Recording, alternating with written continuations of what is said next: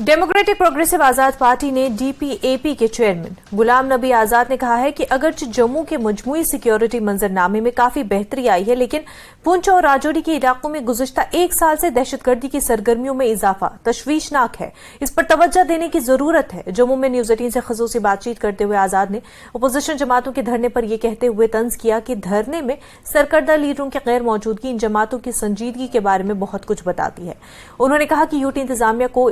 उन गुज्जरों और बकरवाल खानदानों का राशन करना चाहिए जो रिलीफ ऑर्गेनाइजेशन में रजिस्टर्ड हैं और जिन्होंने माजी में दहशतगर्दी की वजह से बहुत नुकसान उठाया है।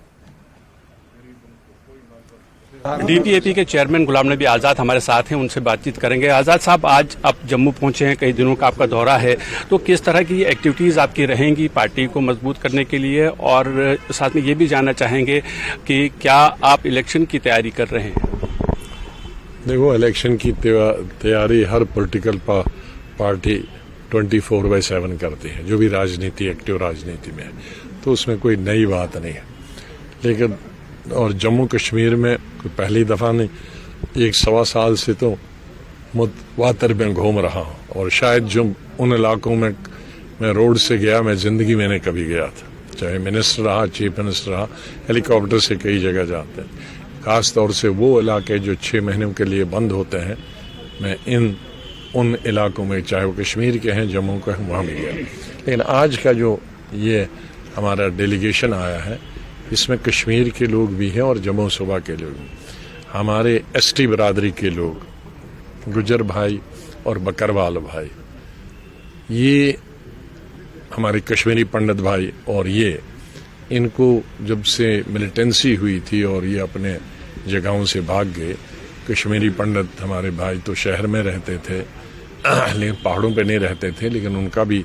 बहुत नुकसान हुआ। कश्मीरी मुसलमानों का भी हुआ, लेकिन शुरू में कश्मीरी पंडितों का, और वो N ब्लॉक भाग गए। लेकिन इस हमारे गुजर भाई और बकरवाल भाई जम्मू में भी ऊपर पहाड़ों पर रहते थे माल मशीब के बाद के साथ, और कश्मीर में, तो इसलिए मिलिटेंसी का निशाना वो सबसे ज्यादा बांधता। जैसे कि आपने कहा कि मिलिटेंसी का, आपको क्या लगता है कि हालात जो हैं किस हद तक सुधरे हैं और किस तरह का सिचुएशन ओवरऑल आप देखते हैं जम्मू कश्मीर में? देखिए, पिछले 5-7 साल में बहुत इम्प्रूव हुआ था, लेकिन पिछले 1 साल से और 6-7 महीनों से,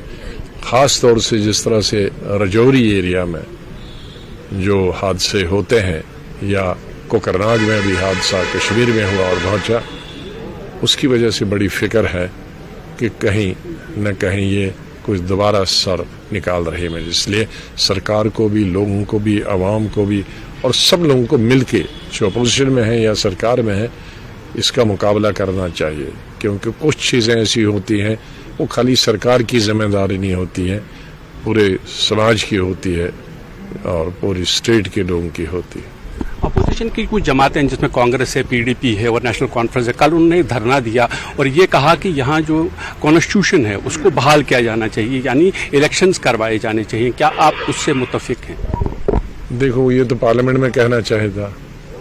और जिन लीडरों ने कॉल दी थी वो खुद ही गायब थे, तो उसकी शेर